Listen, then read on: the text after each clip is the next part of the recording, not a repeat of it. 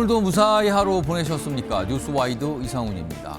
윤석열 대통령 탄핵 심판을 둘러싸고 여론전이 거세지는 가운데 여당 의원들의 윤 대통령 면회와 함께 탄핵 반대 집회 참석이 계속되고 있습니다. 민주당은 극우 선동이라고 비판을 했고요. 이에 대해 국민의힘은 국민을 악마하고 있다 이렇게 받아쳤습니다. 자, 그리고 오늘 국회 연설에 나선 이재명 대표 국민 소환제를 도입하겠다고 밝혔습니다. 국회의원을 임기 중에 국민투표로 파면하는 제도인데요. 연설 중에 국민의힘에선 불체포 특권 포기할 거냐 이런 반응이 나왔습니다. 이런 이슈들과 함께 저는 1분 뒤에 돌아오겠습니다.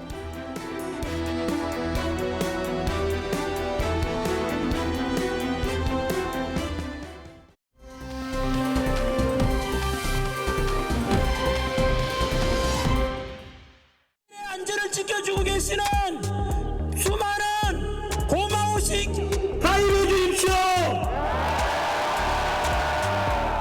투쟁할 것입니다. 적으로 저는 비상계엄을 결국 계몽령이 옳았고 우리가 이긴 것입니다, 여러분. 자, 지난 주말 대구 동대구역 광장에서 열린 탄핵 반대 집회 모습이었습니다. 저 모습 속에는 여당 의원들의 모습도 꽤 많이 보였죠. 11명가량의 여당 의원이 참석했다고 그러죠. 그리고요, 저게 강사, 그러니까 연사로 나왔던 전한길 강사. 말씀 들어보셨지만, 얘기가 들어보셨겠지만 계엄에 대해서 옹호하는 입장을 저 자리에서 밝히고 있어요. 그 자리에 집권 여당의 의원들이 참석을 한 겁니다. 여러 가지 얘기가 나오죠. 그리고요, 오늘은 이런 모습도 있었거든요. 여당 의원들이 윤석열 대통령을 다시 한번 면회 간 겁니다. 그 내용도 좀 확인해 보죠.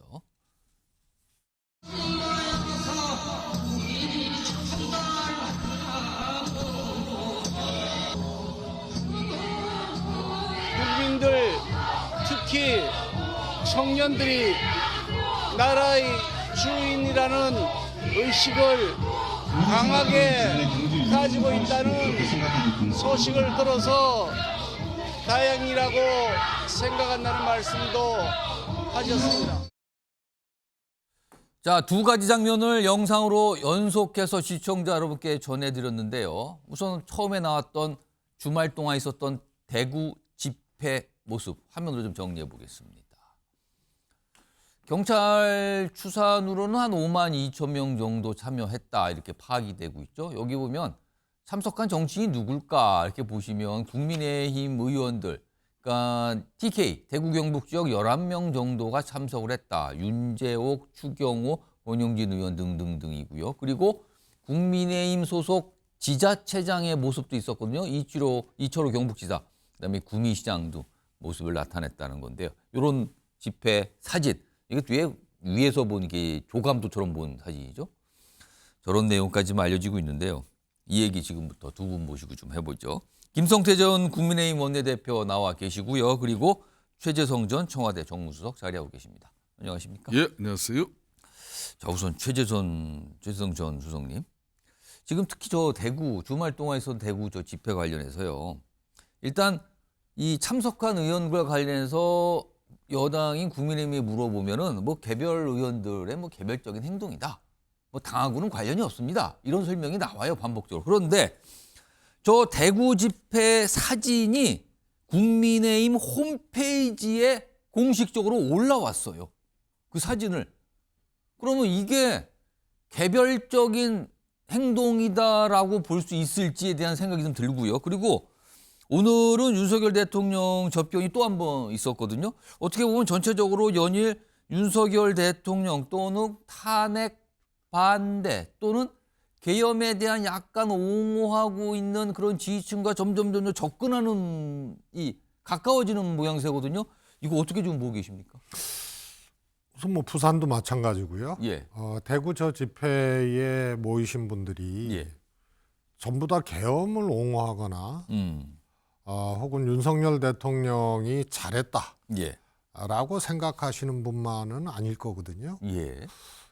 그다음에 국민의힘의 입장은 한마디로 얘기하면은 계엄 잘못했다. 예. 탄핵은 반대다. 그렇습니다. 요거 아닙니까? 그게 공식적으로 좀 설명된 근데 입장입니다. 집회 내용은 윤석열 대통령이 옳았다. 아. 그리고 계엄할 수밖에 없었다. 예. 이런 것 아닙니까? 오. 그래서 모이신 분들의 생각은 조금씩 결이 다르고 차이가 있는데 예. 이것을 관통하고 주도하는 일종의 이제 세력, 예. 주장 논리는 굉장히 오른쪽이고 과격한 거죠. 그래서 국민의힘도 그런 겉으로는 계엄 반대, 예. 계엄 반대, 탄핵 반대, 탄핵 반대. 예, 이거였는데 계엄 옹호로 지금 가고 있는 거예요. 그래서 이게 이격거리, 이 계엄 반대, 탄핵 반대의 예. 이 이격거리들이 지금 좁혀지고 있는 그런 상황이고요. 예. 생각은 다르고 결은 달라도 이걸 관통하고 있는 주장과 주류라 그래야죠. 이것은 강력하고 좀 극단적이고 이런 논리이기 때문에요. 이런 것 같아요. 계엄은 계엄이고 대선은 대선이다. 오. 윤석열은 윤석열이고 이재명은 이재명이다. 그래서 민주당 반대쪽에 예. 강력한 결집이 일어난 건데 예. 말씀드렸다시피 결도 다르고 생각이 조금씩 달라도 관통하고 있는 거는 극단적이고 너무 오른쪽에 있는 과격한 주장이다. 그래서 여기에 또 이제 딜레마가 있고 한계가 있는 거죠. 그렇다면은 계엄 사태 이후에 이 야권의 어떤 결집을 의식한 반대편의 결집 이렇게 약간 파악을 하시는 겁니까? 그러면? 그렇습니다. 그거는 조사상에도 그렇게 나타나고 예. 있고요. 박근혜 대통령 탄핵 당시에는 아시다시피 국민의힘 지지율이 10%대로 이 급전직하했거든요. 뭐 박근혜 대통령 지지율도 한 자릿수로 갔고요. 예. 그런데 그게 이제 하나의 학습, 경험 이거였고요. 그래서 탄핵은 곧 대선이다. 예. 조기 대선이다. 예. 그래서 계엄은 계엄, 대선은 대선이 경험적으로 작동을 한 거고요. 또 반대쪽에 민주당과 이재명 대표 예. 이것에 대한 하나의 반동적인 결과 이런 것이 이런 집결을 갖고 온 거죠. 앞서서 부산에서 열린 집회에는 여당 의원이 4명 정도 참석한 걸로 파악이 됐죠. 그런데 이번 주말, 지난 주말에 있었던 대구 집회에서는 12명 정도. 왜냐하면 지금 11명 TK 의원인데 비례대표 의원도 1명도 좀 참석했다 해서 전체로 12명이, 그러니까 많이 늘어났어요. 12명이 참석한 걸로 좀 나오고 있습니다. 이 상황과 관련된 여야 정치인들의 어떤 생각, 입장 이런 게 좀 목소리로 준비되어 있습니다. 들어보시죠. 정치인들이라는 게 그 자기 지역 당원들의 어떤 요구 이런 것들로부터 자유롭지 못해요. 그러니까 더구나 이제 대구라는 어떻게 보면 지금 현재 윤석열 대통령의 탄핵 정국에 대해서 가장 반감이 큰 지역에서 그렇게 당원들이 요구할 때 그로부터 나는 못하겠습니다라고 얘기할 수 있는 사람은 별로 없을 거라고 생각이 돼요. 국회의원들이 집회 갈 수 있죠. 근데 그 집회의 성격이 무엇이냐가 중요한데 헌법재판관, 현직 재판관 그리고 국회에서 후보자로 의결한 분에 대해서 아주 노골적이고 거친 공격들이 쏟아져 나왔습니다. 그런 발언들이 난무하는 집회에 여당 의원들이 대거 참석을 했다. 이런 점은 참석 자체로 문제가 있다고 보는 거고요. 김성태 전 원내대표님, 지금 뭐 현역 의원실에서도 아마 저런 경험이 있었을 것 같은데, 그러니까 본인 생각이 완전히 그쪽에 100% 동의는 안 하는데 지지자들의 요구나 지역구 주민들의 어떤 주장 이것 때문에 지금 아까 이 김종혁 전 최고위원 얘기는 어쩔 수 없다. 그리고 대구다. 그러니까 갈 수밖에 없다. 이런 상황이 좀 납득이 되십니까?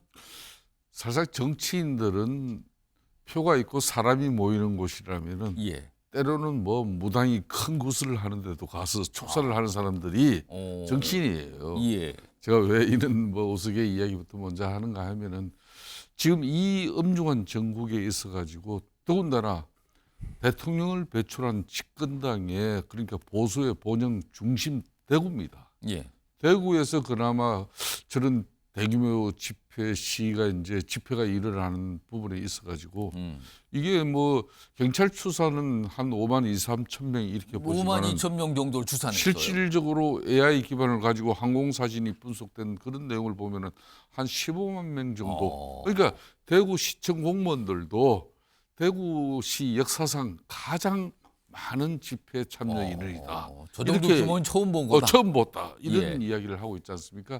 저는 그런 측면에서 이제 부산 같은 경우에는 사실 4명의 우리 의원들이 참여를 했지만은 그것도 뭐 서울에 인천의 윤상현 의원과 김민전 의원 빼고 나면은 순수한 PK 의원은 30여 명의 PK 의원 중에 참석한 사람은 2사람밖에 없어요. 그렇습니다. 예. 그렇지만 이제 TK 같은 경우는 지금 11분 비례까지 포함한 그 그래서 12명이니까 많아요, 지금 많이 숫자가. 참석한 거죠. 거의 이제 3분의 2가 참석을 한 겁니다. 저는 이제 이 국면에서 지금 현재 탄핵 국면에 전국에 지금 포인트가 3개가 있는데 과연 헌법과 법률을 위반했는가 그런 기본적 요건 측면에서 이걸 봐야 되는 것이고 두 번째는 헌법과 법률을 위반했더라도 얼마나 중대한가. 제가 왜 이 이야기를 하는가 하면 이제 앞으로 이제 이야기가 연결됩니다. 노무현 대통령 당시에 탄핵 당시에 탄핵 사유가 선거 중립 의무를 위반했다는 거거든요. 그렇게 해서 이제 헌법과 법률을 위반했다. 근데 이제 현재 재판관들이 최종적으로 판단한 것은 대통령직에서 파면할 정도의 법 위반이냐. 그때 이제 현재 재판관들은 대통령직에서 파면할 정도의 법 위반이 아니었다. 기각을 했죠, 그거를. 그러니까 이제 세 번째 포인트는 이제 대통령직에서 파면했을 경우와 또 이제 기각해서 복귀할 경우에 어떤 그런 사회적 파장과 흐름. 그러니까 탄핵 소추 이 자체가 처음부터 정치적 과정이고 그러니까 탄핵이 최종적으로 이루어지는 것도 정치적 사회적 파장과 흐름을 이제 상당히 헌재가 중시하고 있는 부분도 있죠. 그런 측면에서 윤석열 대통령이 12상 비상계엄은 분명히 국회에서 탄핵소추 의결된 이 내용 자체를 갖다가 지금 부정할 수 없는 거예요. 예. 그렇지만은 그 12상 비상계엄의 정당성, 당위성 부분에 대해서는 이제 그동안 윤석열 대통령의 옥중 저런 정치 메시지뿐만 아니라 많은 전한길 씨 같은 저런 뭐 아주 파워블로거 유튜버 이런 분들이 또 나서고 하니까 지금 국면이 달라진 거예요. 그래서 그렇게 해서 저 많이 모이는 저 국면을 제가 좀 주말에 몇 면을 가지고 분석을 해봤어요. 첫 번째는 이제 뭐 위기 의식을 가진 이제 보수 우파 진영이 2016년 박근혜 대통령 탄핵의 그 학습 그 트라우마고 있는데 또 대통령 탄핵이냐 그런 측면에서 이제 보수 우파 진영이 조기 결집이 됐고 두 번째는 이재명 대표에 대한 견제 심리입니다. 이 반감의 표시로 또 저렇게 모이는 거예요. 그 세 번째가 이제 2030이 그럼 왜 저런 집회에 이렇게 과거에 그렇게 좀 알려지고 있어요. 많이 참여하고 있어요. 실질적으로. 저도 수도권에 한 군데를 가봤습니다만 많이 참여. 이거는 이런 겁니다. 특히 문재인 정권 시절에 소득주도 성장 정책이라든지 그동안 특히 이제 미국하고 관계가 소원해지면서 중국의 우호적인 특히 이재명 대표 시에 이런 분위기가 지금 2030에 다 있거든요. 그런 반감들이 다 모아져 가지고 특히 요 근래 이재명 생활지원수당 그뭐 25만 원 이런 것도 2030 입장에서 그거 지금 주고 나면 나중에 그거는 누가 감당하냐. 결국은 자신들이다. 싫다는 거예요. 이런 모든 정서들이 지금 현재 저 집회에 다 일정 부분 반영되고 있다고 보고 있습니다. 자, 두 분께서 이 집회 상황 그리고 여당 의원들의 참석 상황에 대한 분석을 좀 두 분이 각각 해 주셨어요. 이런 가운데 오늘도 여론조사 결과 한 가지가 소개가 됐는데 각 정당에서 항상 예의주시하면서 보고 있죠. 이 결과에 대해서는 아닌 것처럼 얘기는 하지만 이렇게 면밀히 매일 쫓아가면서 보는 것 같아요. 화면 좀 보겠습니다. 이런 결과입니다. 우선 정당 지지율인데요. 이게 12월부터 쭉 이어지는 조사를 쭉 시간순으로 쭉 연결해놨죠. 마지막, 그러니까 오른쪽 끝에 있는 요 마지막 조사가 오늘 공개된 건데 2월 첫 주 조사 결과예요. 국민의힘이 42.8 그리고 민주당 아래 파란색이죠. 40.8 오차 범위 안에서 이렇게 붙어 있죠. 자, 이게 12월 초 상황과 비교하면 완전히 다른 국면으로 가 있어요. 그래서 지금요 여야 지지율이 다 이렇게 가고 있는 겁니다. 그렇다면 이거는 누가 특별히 더 지지를 받고 있는가라고 보긴 딱히 어려워요. 오차 범위 안에서는 물론 여당이 좀 높긴 합니다만 여당의 지지율이 굉장히 가파르게 오른 상태가 유지되고 있고요. 민주당 지지율은 또 많이 내려간 상태가 유지되는 게 이게 쭉 이어지고 있는 상황이거든요. 또 다른 결과 하나 보죠. 이것도 이 조사 결과도 심상치 않습니다. 지금 상황이요. 계엄 사태 이후에 탄핵 정국이 이어지는 겁니다. 이거를요. 그냥 여러 가지 사항을 빼고 객관적으로 많은 정치권에서 그런 얘기예요. 객관적으로 봤을 때 이거는 민주당의 압도적으로 유리한 상황이 아니냐. 이게 통상적인 인식입니다. 그런데 차기 대선이 열린 경우 어떤 결과를 선호하십니까? 된 질문이잖아요. 그거에 대한 답이 이렇습니다. 집권 여당의 정권 연장이 45.2, 야권에 의한 정권 교체가 49.2, 역시 오차 범위 안에 내에 있는 숫자들입니다. 이게 어떻게 되고 있는 거냐는 거죠.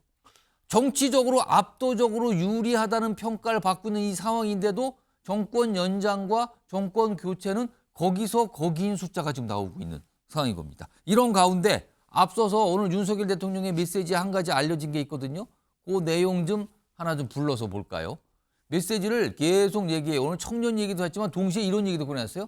당이 자유수호, 주권회복 의식과 운동을 진정성 있게 뒷받침해주면 국민들의 사랑을 받지 않겠는가. 뭔가 메시지를 또 전달한 겁니다. 자, 이 얘기 좀 해보겠습니다. 최재성 전 수석님께. 사실 만약에 조기 대선이 열린다면요. 여당 입장에서는 윤석열 대통령과 거리를 좀 둬야 되는 게 선거 측면에서는 유리하다. 이게 통상적인 얘기잖아요. 그런데 지금 보면 지지층이 결집하고 있어서 또 발을 빼기도 어려운 상황이다. 그래서 지금 여당이 일종의 딜레마에 빠진 거 아니냐 이런 분석이 나오거든요. 이거 어떻게 판단하십니까? 그렇습니다. 이제 결집에는 분명히 성공을 한 거고요. 예. 그러나 말씀드렸다시피 결집하고 있는 사람들의 생각과 결이 조금씩 다르거든요. 그래서 윤석열 대통령이 그 결집의 하나의 그 동기부여 예. 이런 꼴이 됐는데요. 결국은 또 그것이 또 넘기 어려운 장벽으로 작동할 가능성이 큽니다. 결국은 이제 중도층이라든가 이런 이제 극단적인 어떤 결집의 이 결집을 바라보고 예. 또 판단하는 이런 이제 중도적인 분들의 이제 이동이 어느 쪽으로 갈 것이냐가 이제 결국은 관건적이고요. 애당초 이제 이런 이제 박빙 조사가 나오기 전에도 저는 개인적으로 대선은 51대 49가 될 거다. 이렇게 얘기를 했어요. 그러면 윤석열 대통령이 페이드아웃 되고 다시 후보로 나오는 게 아니잖아요. 새로운 인물이 나오고 예. 국민의힘에서 윤 예. 대통령과 이재명 대표의 리턴 매치가 아니거든요. 예. 윤 대통령은 링 밖으로 나가는 거고. 그렇죠. 만약에 탄핵 결정이 이루어진다면 그렇게 되는 거죠. 아니, 그러면 탄핵 결정이 이루어지든 안 이루어지든 후보는 윤석열 대통령이 그렇습니다. 아니잖아요. 아닙니다. 그거는. 그런데 내적으로는 윤석열 대통령에 지금 끌려가거나 이격거리 자체를 없애버리는 그게 이제 또 한계로 작동을 하는 거예요. 그래서 민주당도 마찬가지지만요. 자기 진영의 결집을 만일 생각을 하면 예. 특히 주저앉다시피 해야 될 지금 국민의힘 입장에서는 어떻게 보면은 뭐 생명수를 만난 것 같은 그런 느낌이겠죠. 예. 그러나 그게 한계로 작동할 가능성이 크고요. 그럼 민주당도 똑같이 적용되는 하나의 그 기준이 될 겁니다. 그런데 윤석열 대통령은 예. 지금 계속 저는 뭐 이렇게 탄핵 국회에서 통과되고 예. 결국은 윤석열 대통령은 장애투쟁적 방식의 메시지, 예. 그를 통한 여론의 획득, 이것이 유일한 전략일 거다. 그래서 여전히 지금 장애투쟁적 방식의 메시지를 내고 있는 거예요. 김성태 전 원내대표께서는요. 지금 최재성 전 수석께서 지금 여당이 윤석열 대통령에게 끌려다니고 있는 상황이다. 그래서 그 효과로 보수 지지층의 결집이란 어떤 현상 나타났다. 그러나 여기에 발을 빼기 어려운. 그러나 이게 향후에 길게 봤을 땐 굉장히 딜레마 상황 아니냐.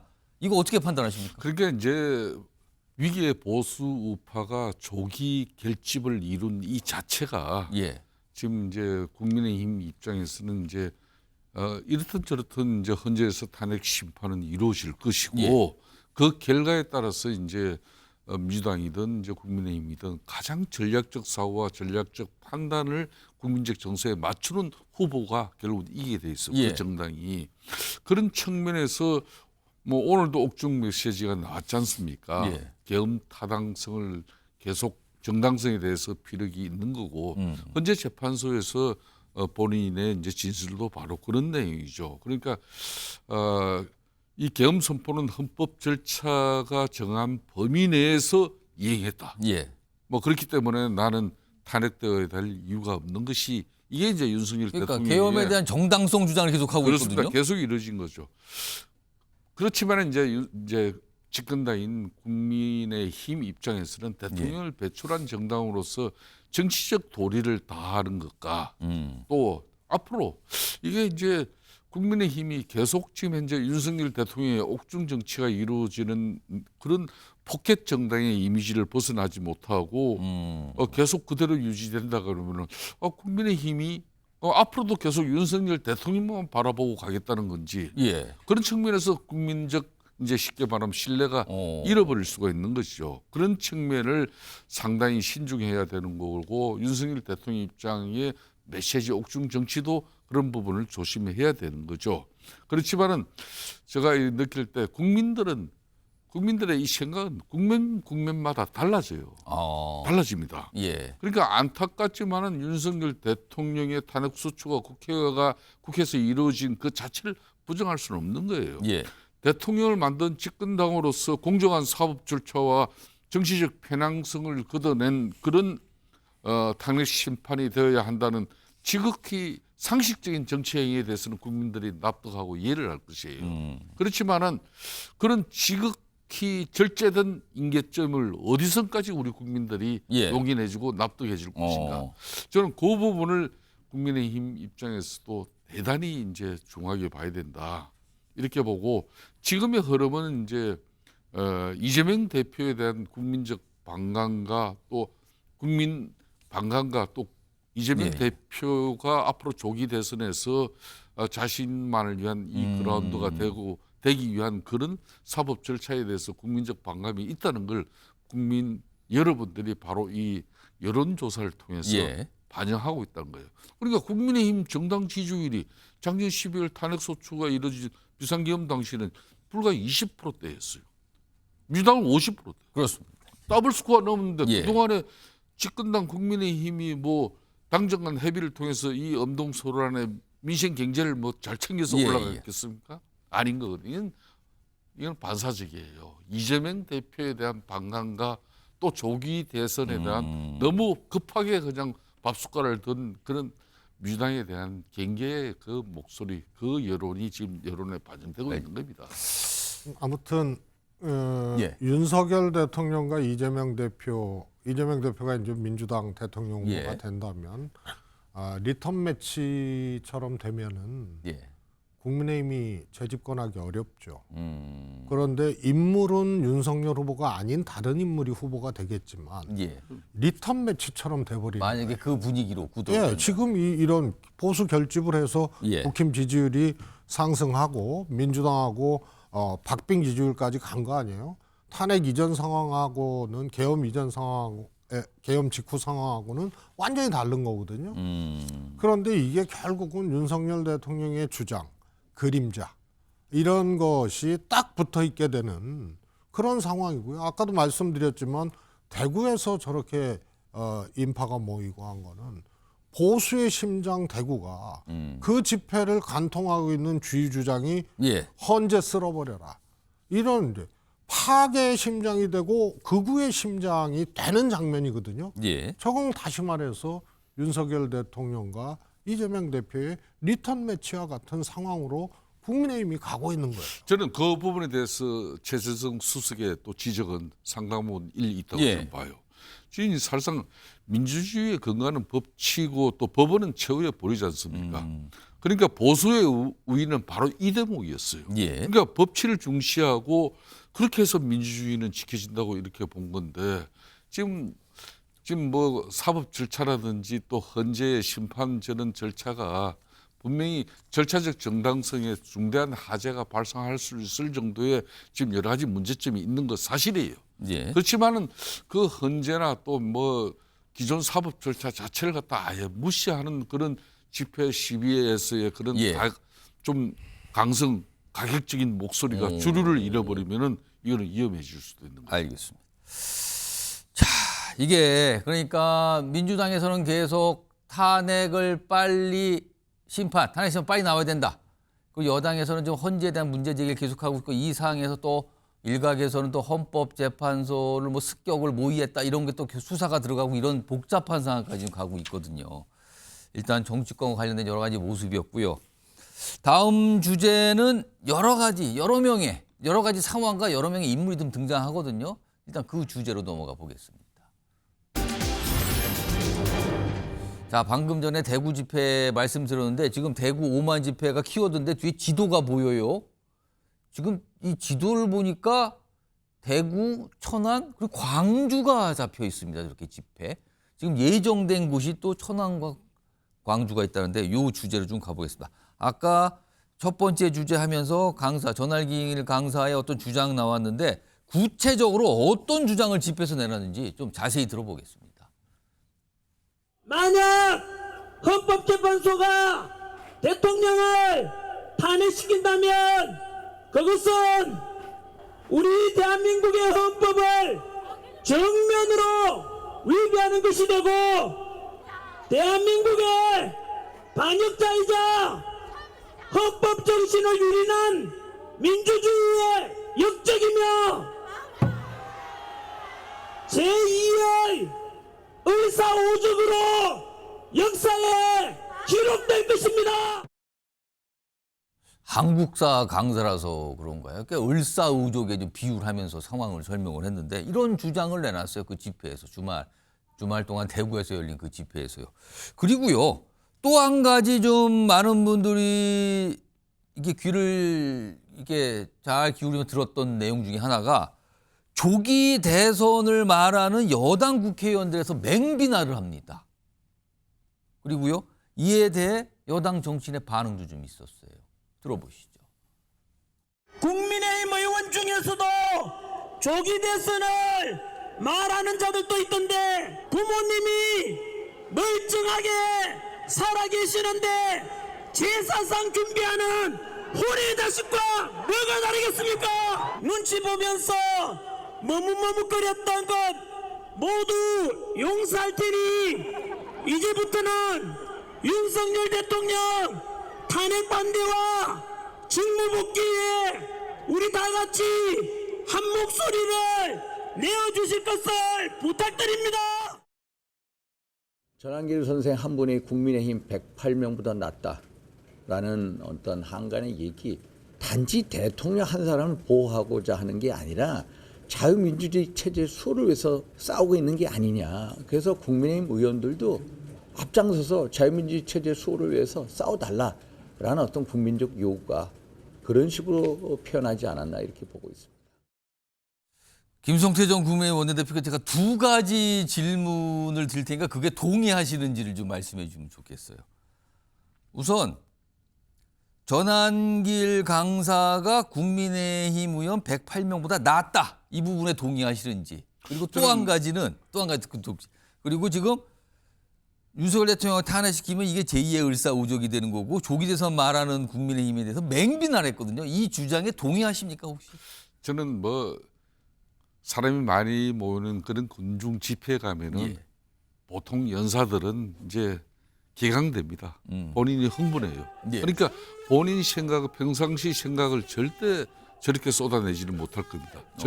절제되지 못한 막 그런 내용이지만 본인이 상당히 업되고 있고 만약 그럼 조기 대선이 온다 그러면은 지금 정강원 목사나 저런 전한길 강사가 중도 무당층까지 결집시켜서 또다시 보수 우파의 정권 재창출을 이 친구들이 책임질 수 있을 것인가?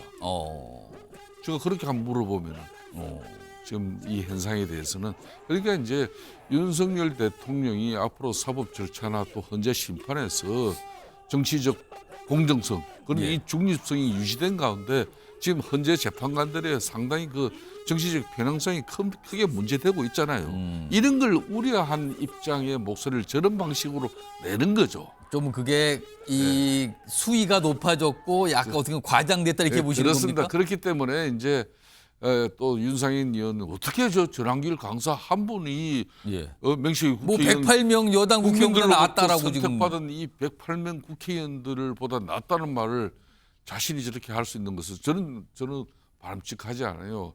전한길 강사의 지금 현재 뭐 처절한 저 목소리를 일정 부분 보수 우파 그러니까 윤석열 대통령이 검찰 기소되기 시점 이전에는 자유우파적 바로 저 목소리가 저렇게 중심에 서 있다가 해도 과언이 아니에요.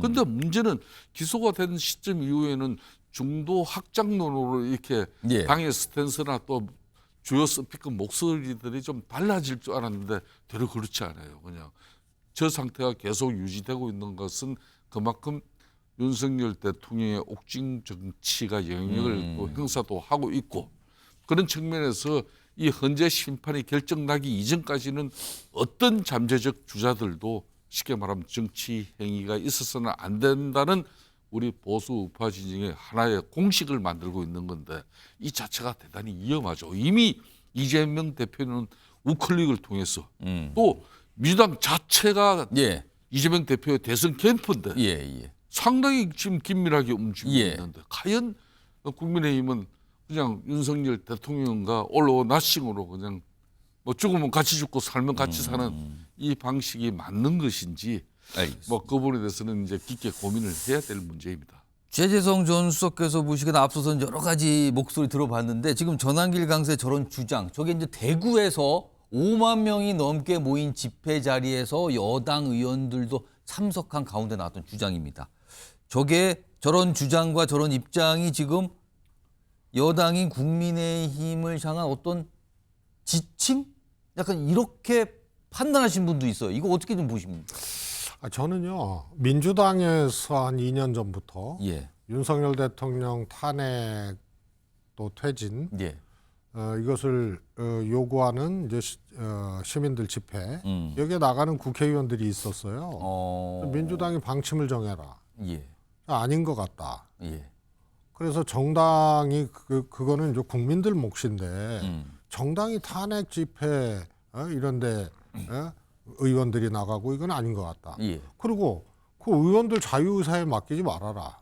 정당이 입장을 정해라. 그때 당시에 나왔던 민주당에서 나온 설명이 제가 기억하기로는 개인적 판단이었어요. 그때도.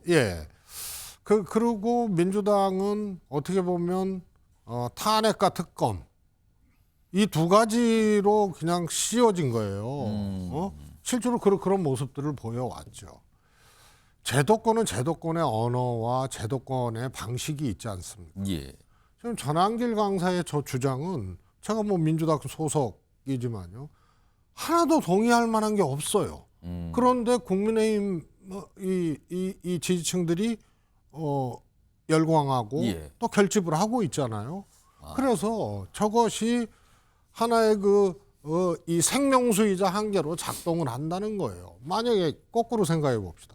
전한길 강사와 같은 사람의 주장이 국민의힘의 이제 주류가 되는 주장.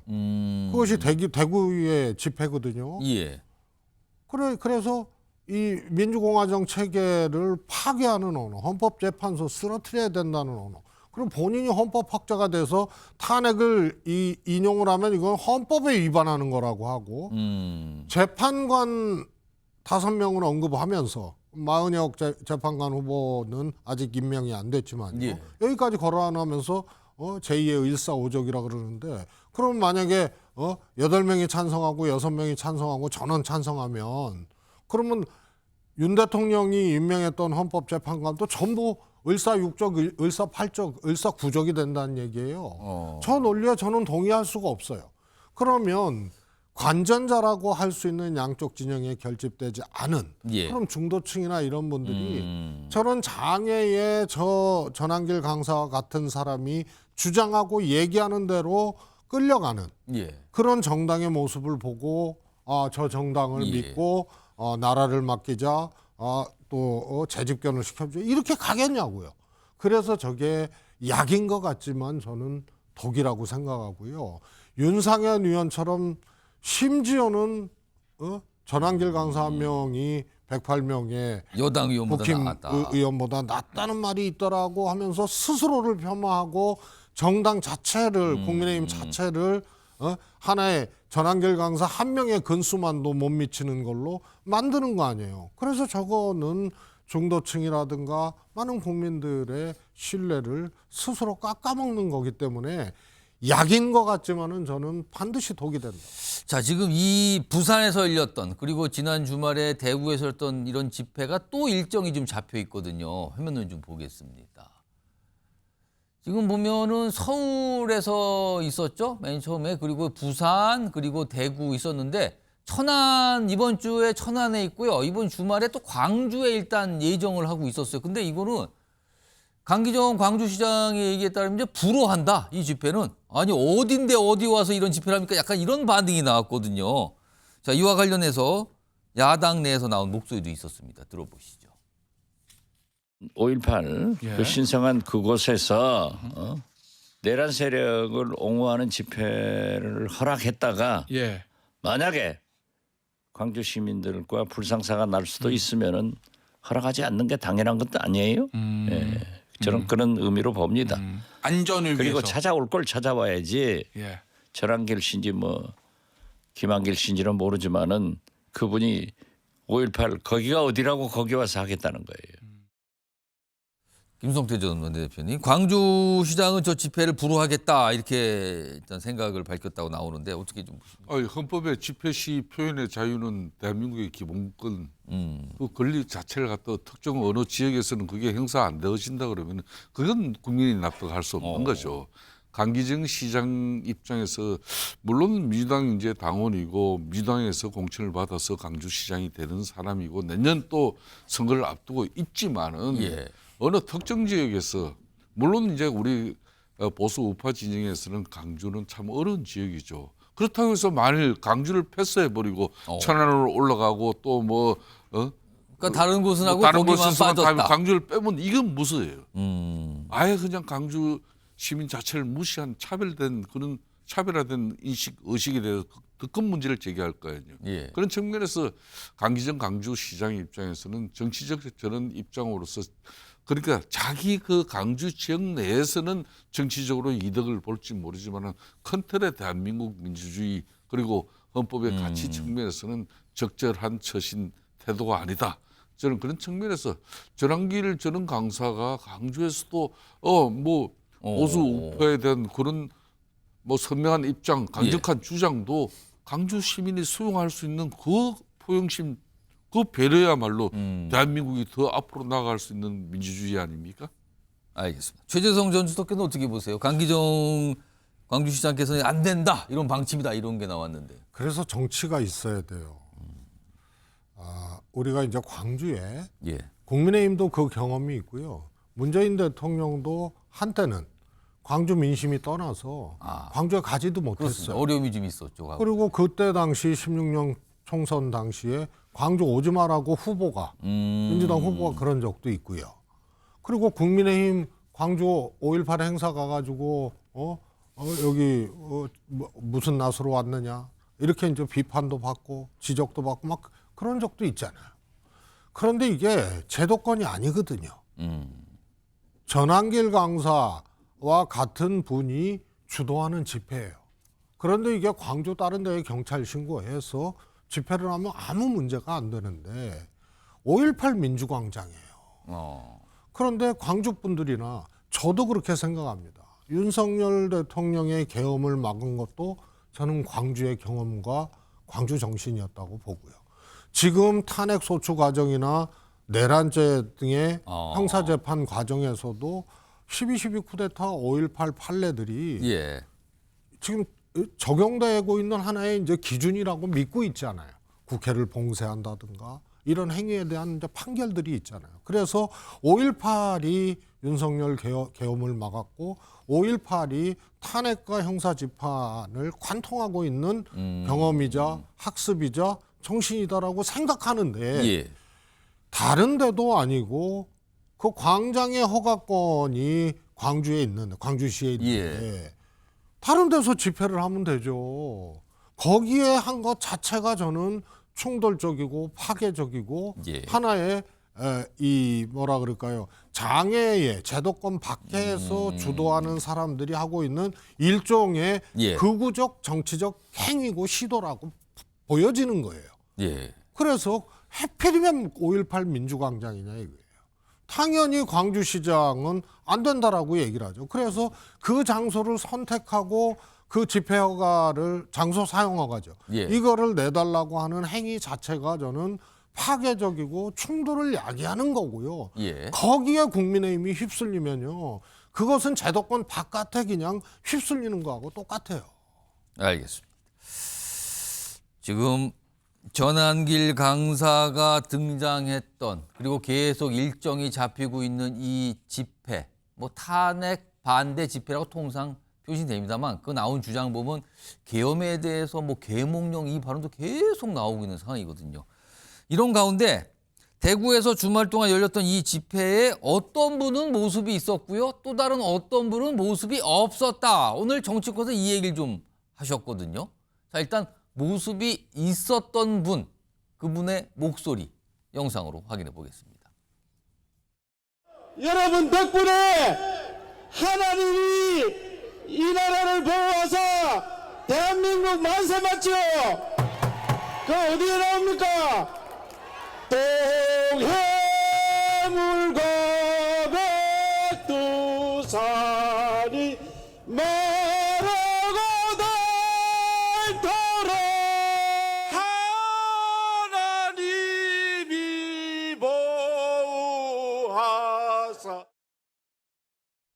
그러니까 참석하신 분은 이철우 경북지사인데 뭐 집회에 나가서 노래까지 부르고 굉장히 적극적으로 참석하는 모습이었죠. 그런데 이 자리에서 모습을 보이지 않은 분은 대구시장인 홍준표 시장. 대신에요, 부인께서 참석을 했다 그러네요. 화면 좀 보겠습니다.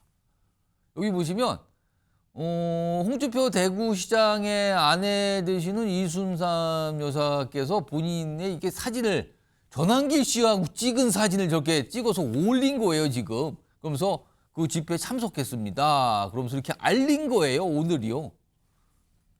그러면은 이거에 대한 또 반응도 나왔어요. 다음 보겠습니다. 전용욱 전 의원이요. 홍준표 시장 부인이 대타로 나왔다. 그러면서 너무 속보인다. 이철우 지사도 왔는데 홍준표 시장은 왜 못 나왔나. 그러면서 이런 일이 있어요. 조기 대선 절대 없으니 헛물 켜지 말라. 저 자리에서 지금 전한길 강사가 조기 대선 뭐 얘기하는 사람을 뭐라고 맹비난했잖아요. 그걸 또 받은 걸까요? 최재성 전 수석님, 홍 시장은 왜 본인은 참석 안 하고 부인이 참석을 했고 그 부인이 전한길 씨와 찍은 사진을 또 올리고 이건 뭔가 알린 건데 본인은 왜 참석 안 했을까요? 당 집회가 아니잖아요. 그 제도권 정치인들이 예. 정상적으로는 참여할 수 없는 집회예요. 근데 저거는 한마디로 얘기하면 대통령을 꿈꾸는 자와 그렇지 않은 자로 구분될 수 있어요. 아, 이유는?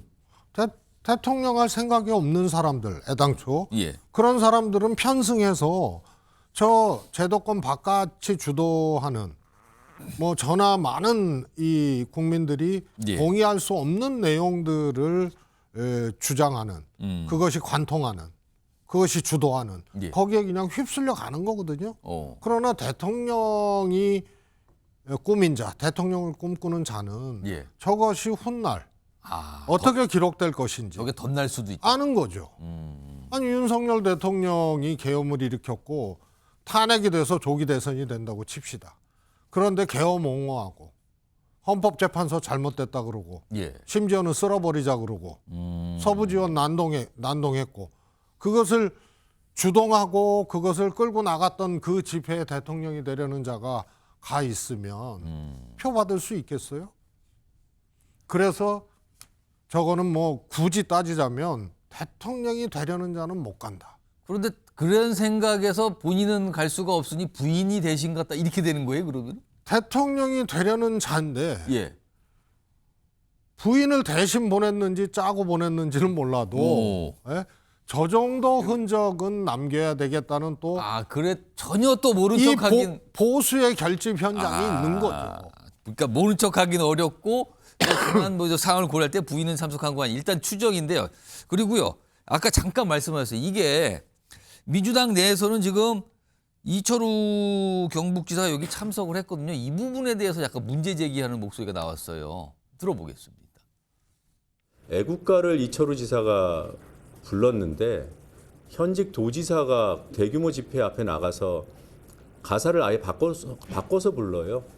하나님이 보호하사 우리나라 만세. 공무원법에 종교 중림의 의무가 있어요. 근데 현직 도지사가 고위공직자가 애국가를 바꿔 불렀다. 이 부분은 매우 논쟁적이기도 하거니와 법적으로도 문제가 될 소지가 있다고 봅니다. 홍준표 시장의 반응도 좀 나와 있습니다. 화면 좀 보시죠. 뭔가 설명을 내놔요. 탄핵 반대 집회에 참가해서 실상 알리는 연설하고 싶었는데 일단 마음은 있었다는 거예요. 그런데 거기 가면 대선 선거법 위반으로 또 고발할 테고 그냥 선거법도 아니고 대선 관련 선거법 위반으로 또 고발할 테고 이런 약간 입장을 이렇게 집회 그 이후에 올렸어요. 김성태 전 원내대표님. 홍준표 대구시장이 지금 어떤 생각이 충돌하고 있는 겁니까 지금? 저는 홍 시장 입장은 뭐 대체로 다 솔직담백하잖아요. 본인이 이제 본인은 뭐 12.3 비상계엄뿐만 아니라 탄핵을 다 반대하는 입장이지만은 예. 그래도 조기 대선판이 선다면은 장돌뱅이가 장을 그 애면해. 그 일찌감치 그 이야기를 했잖아요. 해놨어요. 예. 그렇기 때문에 저 동대구역에서 있었던 저런 세이브 코리아의 집회에 당연히 저 15만 군중이 저렇게 몰렸는데 저 자리에 가서 왜 마이크 안 잡고 싶었어요. 그렇지만은 대선 주자로서 잠재적 대선 주자로서의 그 진중함을 읽을 수 있는 것이고 또 공직자가 정치 중립 위반 의무에 대한 저촉 특히 그러니까 이철우 지사 같은 경우는 대선의 꿈을 가지고 계신 분이 아니에요. 또 공직자 정치 중립 의무의 위반에 그 저촉이 될 수 있기 때문에 마이크를 잡고 연설을 한 게 아니라 애국가 일제를 부른 거예요. 그러다 보니까 또 그것도 애국가 일절 가사 일부가 좀 잘못돼서 뭐 하나님 그걸 이렇게 됐어요. 이게. 민주당 노정면 또 예. 대변인이 놓치지 않고 지금 지적한 바로 저 문제인데 그러니까 이철우 지사는 너무나 뭐 하긴 하죠. 대선 주자가 앞으로 안 될 것이기 때문에 만약에 조기 대선이 열린다면 주자가 될 것이냐 아니냐 그 차이가 있는 거다. 그 차이가 제일 큰 것이고 홍준표 시장은 이재명 대표가 겪고 있는 지금 공직선거법상에 지금 항소심에 자기 명운이 걸려 있잖아요. 그 정치인으로서 그 위험성을 분명히 앞으로 언제 어디서 이게 터질지 모르는데 거기를 왜 갑니까? 대신 부인이 간 것 같다. 그렇죠. 그래서 이제 홍 시장 이수선 여사가 가서 이제 지난길 강사하고도 사진도 찍고 오늘 워낙 어제 너무 많이 모였어요. 지난 주말에 모이니까 자기네 또 SNS, 페이스북을 또 그걸 알렸습니다. 그걸. 알려내고 뭐 이런 거죠. 알겠습니다. 뭐 대선 모드로 가는 거죠. 알겠습니다. 그 홍 시장님이 그런 얘기 하잖아요. 탄핵이 기각되면 좋지만 기각돼도 예. 걱정이다. 아. 그래서 이미 탄핵되고 조기 대선 간다고 보고요. 거기에 따른 이제 처신이죠. 알겠습니다. 그러니까 뭔가 정치적인 판단을 분명히 한 거다. 그리고 부인이 등장하셔서 전환길 강사와 사진도 찍고 알리고 한 것도 다 그런 맥락이다. 이런 설명이었습니다. 다음 주에 넘어가 볼까요? 키워드 준비되어 있습니다. 두고 후회한다. 문재인 전 대통령과 윤석열 대통령 사진이 있는데 두고 후회한다. 이렇게 돼 있어요. 이게 벌써 몇 년 지난 얘기인데요. 2023년 여름이었어요. 당시에 문재인 대통령의 생각이 살짝 다른 사람 입을 통해 전원 형태로 설명이 된 적이 있었어요. 한번 확인해 보겠습니다.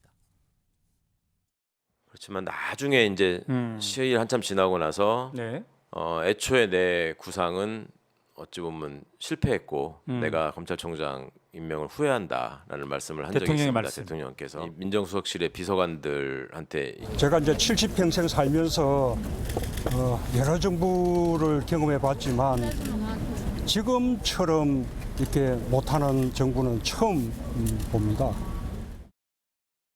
그 뒷부분은 저 때다가 선거 총선 당시잖아요. 그때 이제 직접 본인의 생각 그리고 앞서서는 이제 전원 형태로 생각 이거거든요. 오늘 문재인 전 대통령이 언론 인터뷰를 한 내용이 공개가 됐어요. 화면 좀 보겠습니다. 그중에서 주목을 가장 받았던 부분이 이 부분입니다. 윤석열 검찰총장 발탁, 윤 대통령이 탄생하게 된 가장 단초가 되는 것이다. 그 당시 선택한 순간 두고두고 후회된다. 후회한다고 얘기했어요. 그러면서 윤석열 정부의 탄생의 단초가 됐다. 약간의 뭐랄까요? 약간 이게 뭐 사과 입장일까요? 뭔지 모르겠습니다만 이렇게 좀 입장이 나왔는데 우선 최재성 전 수석께요.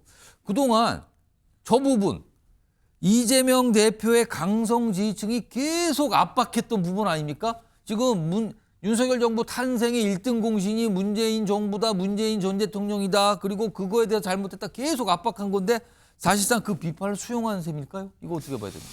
사실 뭐 저는 몇 차례 얘기를 했습니다만 추미애 당시 법무부 장관과 윤석열 검찰총장이 추미애 장관이 징계를 하고 그러니까 직무가 정지되니까 윤석열 총장이 가처분 신청을 했거든요. 그래서 그게 법원에서 인용이 돼서 다시 출근을 하게 됐어요. 검찰총장 윤석열. 그때 문재인 대통령이 대국민 사과를 했습니다. 인사권자로서 국민께 죄송합니다. 그 한 거예요. 그리고 이제 세월이 흐르고 대통령이 되고 이런 거죠. 그리고 계엄이 됐잖아요. 그러니까 문재인 전 대통령의 워딩이 밤잠을 자지 못할 정도로 국민께 죄송하다. 이게 계엄이 이제 또 크게 작동을 한 거예요. 민주공화정 대한민국에서 자신이 검찰총장을 시켰던 사람이 검찰개혁하겠다 그래서 그 사람이 보수당의 대통령 후보가 되고 대통령이 됐고 계엄까지 했으니 이 과정에 대해서 그냥 사과가 아니고 밤잠을 못 이룰 정도로 국민께 죄송하다고 한 겁니다. 그래서 그건 뭐 어떤 다른 어떤 정치 환경 때문이 아니고 재직 당시 재임 당시에도 그 충돌이 있었을 때 인사권자라서 사과를 드렸고 그 계엄을 거치면서 이제 그 아픔, 죄송한 마음 이런 것들이 더 깊어지고 커진 거죠. 자, 김성태 전 원내대표, 저 인터뷰 내용이 조금 더 있거든요. 그 내용 좀 마저 소개 좀 드리고 제가 어떤 논평 얘기를 좀 드릴게요. 몇 가지 좀 더 볼까요? 인터뷰 내용. 이런 내용도 좀 담겨 있었습니다. 여기 보시면 지난 대선 당시 대통령 자질이 뭐 없는 사람이 드러났다. 쉬운 승리 예상했으나. 그러니까 지난 대선이 윤석열 대통령과 이재명 대표의 경쟁이었는데 이재명 대표의 쉬운 승리를 예상했으나 능력이 아닌 비호감 경쟁인 양 선거가 흘러가서 패배했다. 그럼 이거는 누굴 지적한 말일까요? 이게 지금 이런 얘기를 또 인터뷰에 남겼고요. 비호감 경쟁인 양 선거가 흘러가면서 졌더라. 하나 더 있습니다. 동시에 지금 당내에서 이재명 대표 경쟁자 없다. 그럴수록 더 확장해야 된다. 그리고 설 연휴 중에 만났죠? 이 대표에게도 얘기했다. 같은 생각이더라. 이렇게 인터뷰 내용에서 밝혔어요. 여기서 지금 궁금해지는 건요. 김성태 전 원내대표께요. 지금 굉장히 이 탄핵 정부 이어지고 민감한 시기거든요. 그때 민주당도 민감해요. 퇴임 후 첫 언론 인터뷰를 지금 나섰거든요. 이거 어떤 의도로 보이십니까? 지금 문재인 공식적인 언론 인터뷰는 이번에 처음이라고 그러지만은 사실상 문재인 대통령은 이제 보임이 퇴임하고 이제 양산 사주로 가면서 예. 자기는 잊혀지고 싶다, 잊혀지는 대통령이 그렇죠. 되겠다. 그래놓고는 사사건건 사실상 잊혀지지 않았어요. 예.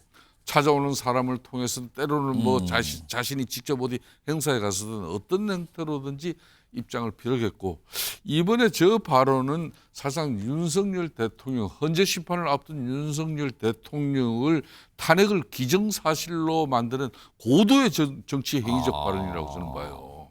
예? 그리고 그 전제는 자신이 윤석열 대통령을 전 검찰총장으로 시킨 이 자체부터가 잘못된 것이다. 예.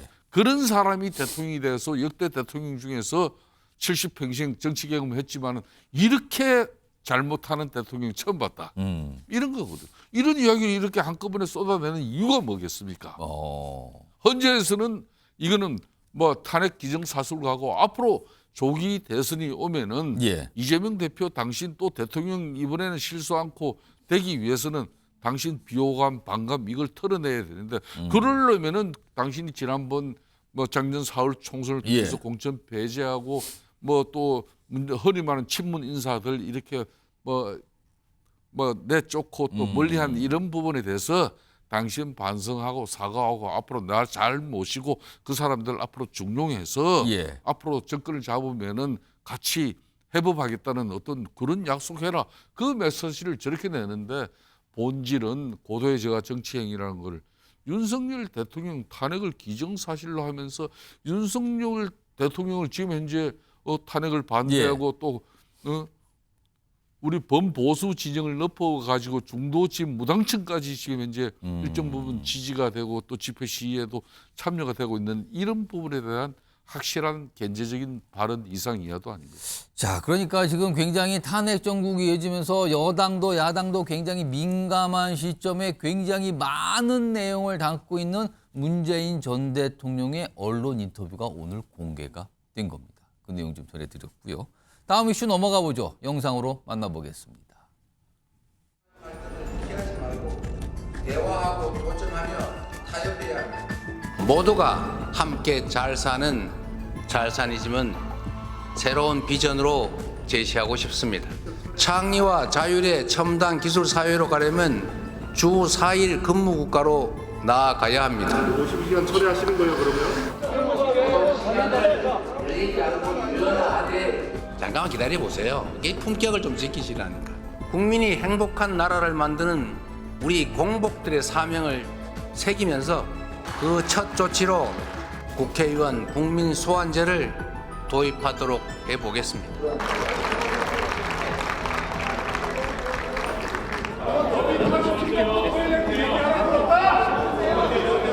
무슨 말씀하시는지 좀 들어주세요. 마저 하십시오.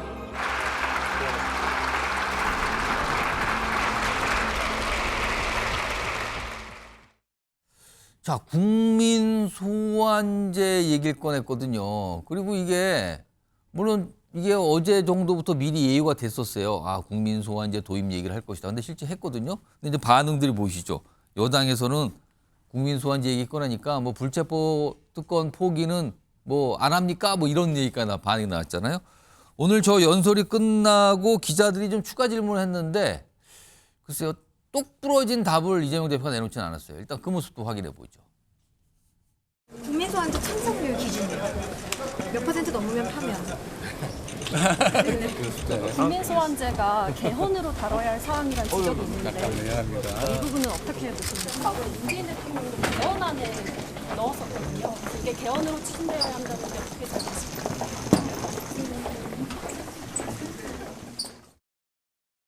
자, 이 얘기 좀 해보겠습니다. 오늘 두 분 나와 계시는데요. 송영웅 전 국민의힘 대변인 자리하고 계시고요. 이동학 전 민주당 최고위원 나와 계십니다. 안녕하십니까? 안녕하세요. 자, 이동학 전 최고위원. 네. 지금 이재명 대표가 오늘 지금 이 시점에서 국민 소환제 이 도입을 주장했거든요. 도입하겠다고? 왜 이런 겁니까? 이유가 뭡니까? 우선 뭐 계엄을 통해서 예. 이 굉장히 나라가 어지러워지지 않았습니까? 예. 그런데 그 과정에서도 헌법과 위법 이것이 분명하게 잘못됐음에도 불구하고 그것을 편들거나 혹은 그것을 편드는 국민들 곁으로 가가지고 그들을 응원하고 이런 경우들이 있단 말이에요. 그런데 보통 입법부라고 하면 국회의원들이라고 하면 그 지역에서 대표자가 국회에 와서 일을 하는 것 아니겠습니까? 예. 그러면 기본적으로 대표성을 갖고 있기 때문에 국가를 대표하는 겁니다. 예. 그 동네를 대표하는 것이기도 하지만요. 예. 그렇기 때문에 우리가 법이라고 하는 것은 위에서부터 아래로, 아래로부터 위로 왔다 갔다 하면서 모두가 다 지켜져야 하는 것인데 일정 부분 국회의원들의 비토 정서가 굉장히 많이 일고 있는 것 아니냐. 그런 차원에서 아마 이런 것들을 넣었던 것 같고, 근데 아마 이것이 논의가 되는 과정에서는 실제로 이것이 하나의 어떤 안으로 좁혀지는 것은 대단히 어렵지 않는가. 현실성에서에 대한 한계는 있을 것 같지만 어찌됐건 한 번 뽑으면 반품을 하지 못하는 이 소비자 예. 국민 입장에서는 여러모로 아마 좀 가려운 데를 긁어주는 어떤 그런 내용이 아닌가 싶습니다. 근데 왜 지금 시점인가에 대해서 명확한 설명은 없었어요. 그거는 왜 네. 지금 이거를 주장을 하는가에 대해서. 그러니까 계엄과 관련돼서 예. 여전히 이 국민의 어떤 이 인식과는 동떨어진 모습을 보이는 그런, 그러니까 자기 당선은 무조건 될 것이다. 예. 혹은 추후에라도 자기가 이렇게 이상하게 말해도 혹은 위법적인 사안을 편들어도 그것에 대해서 본인은 아무런 문제가 없다. 4년 동안 내 임기는 지켜지니까 예. 이런 무소불위의 태도, 이런 것에 대한 어떤 국민적 정서가 있는 것인데 여기에 좀 호응하는 내용이 아니었을까 싶습니다. 송영훈 전 대변인께서는 그렇다면 이거는 여당 의원을 겨냥한 건가요? 그러면은? 그러니까 이재명 대표가 그동안에 해온 정치 과정을 보면요. 본인이나 혹은 민주당 국회의원들이 국민 소환제의 1차적인 대상이 될 수 있다고 생각하고 저런 제안을 했을 리는 없습니다. 즉 이재명 대표는 노상 상대를 제거하려는 정치를 하지 말자고 주장을 하지만 예. 실상 속내는 국민의힘 국회의원들을 제거해야 될 대상으로 보고 있는 것이죠. 그러니까 국민 소환제라는 것을 꺼내 들어서 만약에 그것이 실현된다면 예. 8명 이상의 국민의힘 국회의원들을 국민 소환제를 통해서 퇴출시킴으로써 200석 이상을 장악해보겠다라는 의도가 배경에 있는 것처럼 보여요. 만약에 그런 게 아니라면은 결국 이재명 대표는 뭐 본인이 편한 대로 그저 듣기 좋아 보이는 얘기는 그동안에도 많이 하지 않았습니까? 예. 그 연장선상에서 별반 준비 없이 한 것처럼 보이기도 하고요. 실제로 앞서 우리가 영상을 봤습니다마는 언론에서 몇 % 이상이면 소환됩니까? 헌법 개정사항 아닙니까? 이런 것을 묻는데 하나도 답을 못 하잖아요. 구체적인 거에 대한 답은 못 썼어요. 그렇죠. 그러니까 그냥 툭 던져놓고 그 뒤에 대한 준비가 제대로 되어 있지 않는 것 같기도 합니다. 그런데 우리가 이 지점에서 하나 눈여겨볼 반응이 있는데요. 예. 오늘 국민의힘의 그 언더 73이라고 예. 1973년생 이후 신진 소장파 모임이 예, 있습니다. 그 모임에서 즉각적으로 논평을 낸 게 있는데 뭡니까? 국민 소환제를 하면은 그 첫 대상이 바로 이재명 대표다라는 거였습니다. 그래서 빨리 시행해서 이재명 대표, 이재명 국회의원에 대해서부터 국민 소환제 한번 해봅시다라는 반응이 나왔는데 저는 굉장히 시의적절하다고 생각합니다. 자, 이 국민 소환제라는 게 이게 생소하신 분들도 시청자 여러분께서 있을 수도 있어요. 그러니까 국회의원이 뽑혔죠. 임기 4년 보장 받잖아요. 그런데 이 국민 소환제가 만약에 도입돼서 실시되면은요, 임기 중에 국회의원에 대해서 국민 투표를 통해서 파면시킬 수가 있다는 거예요. 그런 제도를 도입하자는 거거든요. 근데 이게 그냥 법으로만 만들면 되는 건지 아니면 헌법을 고쳐야지만 도입할 수 있는 건지 이것도 좀 논쟁적으로 남아 있는데 이 얘기를 오늘 국민 소환제 얘기를 이재명 대표가 꺼낸 겁니다. 자, 그리고요, 최근에 보면은 이재명 대표 그리고 이재명 대표와 관련된 여러 가지 정책을 발표하는 민주당의 모습을 보면 이른바 우클릭을 하고 있다라는 이런 평가 분명히 받고 있거든요. 이에 대해서 여당은 또 굉장히 의심하면서 지금 보고 있거든요. 관련된 목소리, 장면 확인해 보겠습니다. 성장 전략의 방점을 기업, 특히 기술 기업에 놓는 것입니다. 삼성전자 같은 빅테크 기업을 6개 육성해야 됩니다.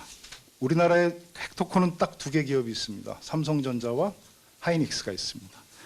그래서 이런 기업을 우리는 탄생시킬 수 있습니다. 삼성전자급 기업 6곳을 키워내겠다고 주장했습니다. 지난 대선 때 이재명 대표는 대한민국이 기축통화국이 된다고 했는데 여기에 필적하는 허언증입니다. 이재명 대표의 자칭 실용주의를 믿어주는 국민은 없습니다. 리플리 증후군의 또 다른 거짓말로 보일 뿐입니다.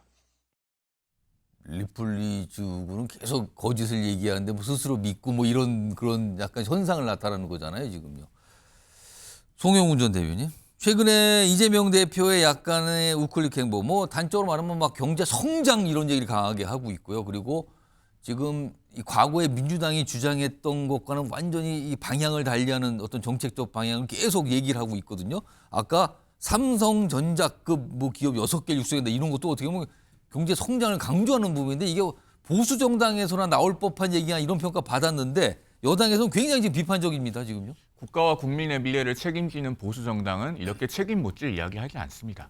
삼성전자급 기업 6개를 임기 5년의 대통령이 어떻게 만듭니까? 삼성전자가 반도체에 뛰어들어서 지금까지 오는데 40년 걸렸거든요. 예. 그것도 이건희 회장 그리고 이재용 회장에 이르기까지 2대가 정말 혼신의 힘을 쏟아부어서 간신히 여기까지 온 겁니다. 예. 그리고 이제 HBM에서 뒤쳐져서 지금 또 새롭게 절치부심하고 있지 않습니까? 예. 그런데 이재명 대표는 그동안에 반도체 특별법도 52시간 예외 조항에 동의하지 않아서 반도체 보통법을 만들 뻔했어요. 그래놓고 삼성전자 6개를 만들겠다. 대단히 무책임한 이야기고요. 짧게 덧붙이자면은 이재명 대표의 여러 가지 행보에 대해서 지금 우클릭이라고 이야기를 하는데요. 예. 제가 보기에는 막클릭으로 보입니다. 막클릭. 아무 얘기나 막 던지고 보는 거예요. 그 성장을 강조한다고 하는데 오늘도 교섭단체 대표연설에서 보편적 기본사회 얘기 또 했습니다. 자, 오늘 이재명 대표가 했던 얘기 몇 가지만 보면은 연금 개혁하면서 보험료율을 13%로 올리자고 합니다. 그다음에 30조 추경을 하자고 하고요. 그런데 또 보편적 기본사회 얘기를 해요. 지방 SOC 얘기도 하고요. 심지어 남북 대륙 철도 연결도 언급했어요. 그러면서 주 4일제를 하고 노동시간을 단축하자고 합니다. 다 하나하나 뭐 아름답고 좋은 얘기일 수 있습니다만은 이거 다 무슨 돈으로 합니까? 유승민 전 의원이 했던 유명한 얘기가 있죠. 증세 없는 복지는 허구다. 예. 이 많은 것을 도대체 무슨 돈으로 하겠는가? 결국에는 장밋빛 환상을 아무거나 던지고 보는 겁니다. 그래서 제가 이재명 대표 행보는 우클릭이 아니고 막클릭이다. 이렇게 말씀드리는 겁니다. 이동학 전 최고위원. 사실 최근에 이재명 대표의 어떤 정책 행보 그리고 어떤 정책적 메시지를 계속 이제 얘기하고 주장하고 있는데 사실 그 내용을 놓고 민주당 내에서도 약간 견제라기보다는 저항이 좀 있지 않습니까 지금요? 이게 민주당 내에서도 완벽하게 지금 합의가 된 겁니까? 합의가 안 된 겁니까 지금? 지금은 합의라고 하는 게 있을 수가 없죠. 왜냐하면 논박하고 지금 서로 주장하고 이런 예. 단계거든요. 그리고 특히나 이재명 대표가 지금 실용주의 노선을 표방을 하고 있기 때문에 예. 이것은 자기 주장도 있지만 그 주장 속에서 무언가 어떤 반대되는 의견 이런 것들은 충분히 비판적으로 새길 대목이 있다면 그것도 얼마든지 하겠다는 거거든요. 예.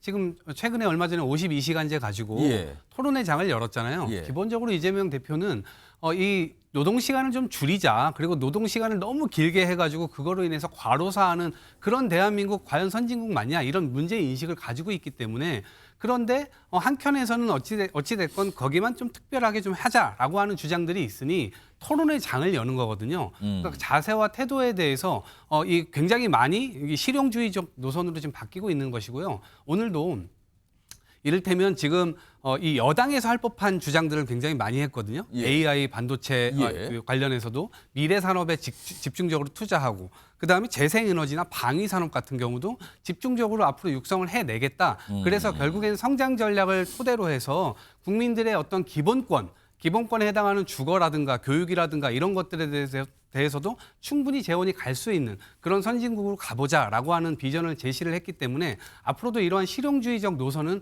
계속해서 견지되지 않을까 싶습니다. 자, 두 분이 뭐 완전 다른 관점의 이 논평 평가해 주셨어요. 지금 일단 이렇게 오늘 교섭단체 대표 연설인데 어떻게 보면은 굉장히 뭐랄까요? 단순히 그냥 당대표 수준이 아닌 내용을 크게 뭔가를 꺼내놨다 이런 또 시각도 좀 있더군요. 자, 다음 주제 넘어가 보겠는데요. 여기는 지금 여권 내에서 벌어지고 있는 모습이라고 좀 규정을 할 수 있을 것 같네요. 키워드 있습니다. 자, 53세 53살 손자볼 나이? 53세면 손자볼 나이입니까? 요즘 어떻게 되는지 모르겠네요. 뭐 그러신 분도 있겠지만 또 안 그러신 분도 있을 것 같은데 여기 사진 보시면 한동훈 전 대표와 이준석 의원 그러고 보니까 한동훈 전 대표가 올해 53이 되는 겁니까? 그걸 겨냥했나요 지금요? 이런 말이 나오네요. 우선 이준석 의원의 얘기부터 좀 확인해 보겠습니다. 까지 갈 것도 없어요. 신지호 선배는 어떤 관점에서 조선까지 가신지 모르겠지만은 예전에 결혼 연령이 한 26, 27이던 시대가 불과 15년 전이에요. 그러면은 26을 결혼해가지고 1년 만에 아이 낳고 26 또 1년 만에 아이 낳으면 그게 손주볼 나이죠. 53. 그런 거예요. 그러니까 그 젊은 세대가 보면은 뭐 이렇게 외모에 신경 쓰고 그다음에 무슨 뭐 그냥 젊은 척하면은 지지해준다 이런 거 아니거든요. 자, 이 얘기가 시작이 된 게 얼마 전에 친한계 국민의힘 정치인들이 언더 73, 아까 이제 송영훈 전 대변인 살짝 얘기하셨어요. 언더 73이란 유튜브 채널. 그리고 이제 그게 어떤 모임의 이름처럼 됐어요. 언더 73은 1973년생 이후 출생한 정치인들의 모임. 그러니까 뭔가 소장파 느낌도 있고요. 청년의 느낌, 젊은 느낌 이런 걸 갖는 모임이거든요. 언더 73. 근데 그걸 가지고 이준석 의원이 아니 언더 73에 73이면 53살인데 그게 젊습니까? 지금 손주 볼 나이 아닙니까? 이렇게 반응이 나온 거예요. 그러면서 이게 시작이 됐거든요. 그러자 아까 신지호 전 의원 얘기 잠깐 했죠. 화면 좀 보겠습니다. 이런 반응을 보였어요. 이준석 의원도 옛날 같으면 손자볼 나이다. 지금 40이면 손자볼 나이다 지금. 조선시대라면 할아버지 소리 들었다. 이렇게 또 받아친 거죠. 그러면서 이제 설전처럼 비춰졌는데 이 얘기 좀 해볼까요? 송영훈 전 대변인. 지금 양측이 그러니까 한동훈 전 대표 측과 이런 친한계 정치인들과 이준석 의원이 나이와 젊음 이걸 이미지를 갖고 설전을 벌이는 것 같은데 이거 왜 이렇게 된 겁니까? 이게? 아니 그런데요. 이건 단순히 생물학적 나이의 많고 적음, 늙고 젊을 문제가 아닙니다. 사실은 구태 정치에 답습하지 말자는 것에 있거든요. 자, 나이로만 치면야 뭐 이준석 의원이 젊죠. 1985년생, 이제 만 40세가 되는 나이인데 그럼에도 불구하고 계속 구태 정치에 답습해 오고 있지 않습니까? 본인이 과거에 윤석열 대통령과 충돌을 빚으면서 여당 대표 자리에서 물러났었는데 그걸 지금 본인이 만든 개혁신당에서 똑같이 답습하고 있잖아요. 허은하 대표가 물론 지금 법원의 가처분 결정에서 패소해서 물러나게 됐지만 전 대표가 됐죠. 그래서 이준석 의원 본인도 국민의힘 당대표 시절에 그런 일을 겪었잖아요. 그러면 본인이 받은 대로 똑같이 돌려주는 것이 좋은 정치입니까? 그걸 젊은 정치입니까? 새로운 정치입니까? 그런 걸 얘기하는 거예요. 뭐 이준석 의원도 만들고 싶으면 언더파로 만들면 됩니다. 뭐 많이 하시라는 말씀 드리고요. 자꾸 그런 생물학적 나이를 가지고 내세우지 말고 과연 본인의 정치가 그런 비성 정치와 무엇이 다른지에 대해서 분명하게 본인의 가치를 얘기할 수 있어야 됩니다. 그러니까 지금 송영훈 전 대변인은 아니 그렇게 뭐 따지지 말고 언더파로 만드세요. 정말 젊은 사람들끼리 한번 생물학적으로 약간 이렇게 받아치셨는데 이동학 전 최고위원 지금 이 상황 어떻게 보고 계십니까? 이게 무슨 상황으로 보이십니까 지금? 예전에 한동훈 전 대표가 대표 시절에 무슨 던킨 도너츠 커피에 던킨 도너츠 들고 출근하고 그다음에 어디 대구 어디 가서 뭐 스타벅스 뭐 매장 우리도 이제 이런 거 먹어야 된다 이런 얘기하고 그다음에 이번에 카카오로 뭐 택시 불렀다. 조금 있으면 이제 뭐 배달의 민족 그 어플 가지고 짜장면까지 시켜 먹으면 이것도 거의 우상화가 되겠는데요. 그러니까 저는 사실 이 이야기를 했던 그 어떤 평론가께서 아마 그런 의미로 하진 않았을 거라고 봅니다. 그러니까 우상화, 한 사람이 우상화됐으면 그 사람이 당연히 기사도 있고 당연히 뭐 누가 와가지고 의전도 해주고 뭐 이제 그러지 않은 거를 가지고 권위의식이 없다라는 표현을 예를 들어서 뭐 장관 그다음에 거의 당대표 그러니까 비대위원장이 당대표잖아요. 그렇죠. 이런 거를 경험하고 그런 자리에 있어 봤는데도 본인이 직접 하더라. 약간 이런 뜻으로 얘기했다 이거죠. 허례의식이 없다. 이거를 얘기하려고 했던 그 과정이었는데 이준석 의원이 원래 좀 비틀어서 이렇게 잘하잖아요. 공격도 잘하고. 근데 저는 이 나이 논쟁이 서로에게 유불리가 있는지 모르겠어요. 서로에게 유리한 지점이 있나요? 그러니까 젊다는 게 한쪽에서는 장점이 되기도 하지만 또 다른 한쪽에서는 뭔가 좀 설익은 거 아니야? 뭐 이런 평가를 또 받기도 하잖아요. 그러니까 내가 더 젊어 하는 게 지금 이 국면에서 그 국민들한테 의미 있는지도 모르겠고 또 본인들에게도 의미한지는 저는 모르겠습니다. 근데 이게 있어요. 지금 국민의힘이나 혹은 한동훈 전 대표와 가까운 분들이 이준석 의원과 나이 논쟁을 하고자 하는 의도는 전혀 없습니다. 그건 이준석 의원이 그저 한동훈 전 대표와 동렬에 놓이고 동급처럼 보이고 싶어서 자꾸 이슈 메이킹을 하고 노이즈를 생산해내는 것일 뿐이에요. 누구도 이준석 의원과 동급에 놓이고 싶지 않고 사실은 이준석 의원이 뭘 하든 관심이 없습니다. 국민의힘 사람도 아니잖아요. 근데 자꾸 이런 걸 거론을 해요. 그러니까 본인이 자꾸 거론해서 노이즈를 만드는 거고 세석짜리 정당에서 지금 당 대표도 아니고 일개 의원입니다. 이렇다 할 관심의 대상이 아니고 사실 이준석 의원과 동렬에 놓여서 비교가 돼야 될 사람은 똑같은 세석짜리 야당인 진보당의 김재현 대표겠죠. 김재현 대표와 이준석 의원을 비교하면 혹시 말이 될지 모르겠는데 나머지 지금 집권 여당 소속 정치인들과 비교하는 것은 제가 봤을 때는 전혀 맞지 않다. 라고 생각됩니다. 지금 아까 이동학 전 최고위 설명하신 이 한동훈 전 대표와 관련해서 뭐 택시 앱을 이용해서 택시를 불렀다. 요 설명을 하신 분이 있거든요. 좀 들어보겠습니다. 지난 설 연휴 때 저도 한동훈 대표 봤어요. 봤는데 아, 그러셨어요? 이런저런 이야기를 말씀드리기는 어렵지만 제가 좀 가능성이 있다고 생각했던 하나가 네. 이분이 끝나고 가는데 카땡땡 택시를 불러서 타고 가더라고요. 이게 참 사람이 젊다는 게 정치를 새로 한다는 게 이런 신선함이 있구나. 과연 그런 식의 어떤 이동 경로나 이동 방식을 택하는 게 오세훈 시장이나 홍준표 시장이 그걸 할 수 있을까요? 저는 그거 아니라고. 이준석도 그렇게 못해요. 국회의원 4년하고 장관 2년만 하고 가도 교수가 엘리베이터 자기가 안 눌러요.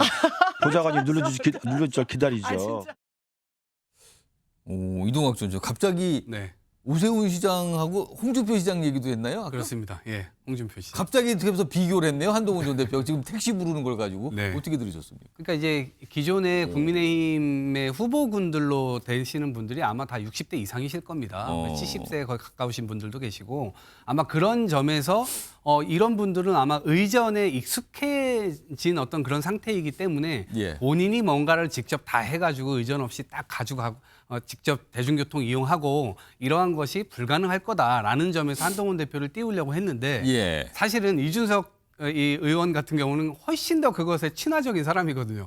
실제로 출퇴근을 그냥 지하철, 버스 이런 거 타고 다니고 따릉이 타고 다니고. 이준석 의원이 그걸 탁 잡아갖고 이거 억지로 지금 뭐 젊다는 거 강조하는 약간 이런 반응이었나 보네요. 그렇죠. 예, 그런 상황으로 이제 본인 코에다가 딱 껴가지고 이 얘기를 한 것인데 애초에 이 40세라고 하는 이 부분 지금 만 40세잖아요. 이준석. 그러니까 아마 탄핵이 아마 본인 생일이 2월 말인가 아마 그러니까 그 이후에 아마 탄핵 2월 말이 3월 말인가요? 아무튼 그런 건데 3월 말로 알려져 있어요. 그럼 3월 말이더라도 어찌됐건 대선이 3월 말 이후에 치러지게 되면 본인은 어찌됐건 지금 대한민국 역사에서 최초의 만 40세 딱 헌법에 40세 이상만 출마할 수 있도록 되어 있거든요.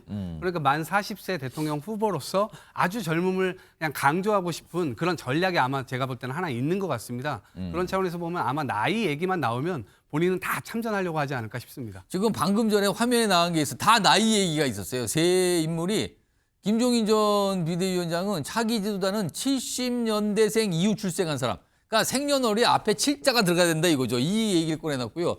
이준석 의원 방금 전에 소개해드렸죠. 한동훈 전 대표 지금 53인데 손자볼 나이예요. 그러자 신지호 전 부총장은 이준석 조선시대라면 할아버지 소리 들었다.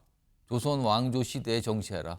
이렇게까지 또 뭐 받아치고 그러는데 송영훈 전 대표님 갑자기 오세훈 시장, 뭐 홍준표 대구시장 얘기를 꺼내면서 택시에 부르는 걸 얘기를 꺼내놨습니다. 저 택시 얘기는요. 좀 미안한 말씀이지만 김근식 전 비전전략실장이 한동훈 전 대표와 진정으로 가까운 사이가 아니기 때문에 오버한 겁니다. 아 그래요? 왜냐하면은 한동훈 전 대표를 실제로 많이 만나보고 가까이에서 겪어본 사람들은 저게 전혀 새로운 이야기가 아니에요. 본인들은 많이 봤거든요. 그리고 평소에 젊은 참모들, 젊은 당직자들을 대할 때도 대단히 격의 없이 대했기 때문에 한동훈 전 대표 주변의 그 측근들이나 참모들의 연령대가 대체로 젊습니다. 그리고 그 젊은 당직자들이 한 전 대표가 물러날 때도 굉장히 안타까워하고 눈물을 보인 사람들도 많이 있었고요. 그래서 그동안에 여러분의 기억을 더듬어 보시면은 한동훈 전 대표에 관해서 이야기가 나올 때 소위 친한계라고 불리는 분들이 저런 택시 에피소드 이런 거 얘기한 적 혹시 기억나십니까?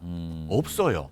사실은 한 전 대표와 별로 가깝지 않다가 어쩌다가 한번 만난 분들이 저런 이야기를 보면서 저런 뭐 신기한 면이 있더라 하면서 방송에 나와서 얘기한 건데 제가 봤을 때는 좀 상황에 맞지 않게 오버한 측면이 있다고 생각됩니다.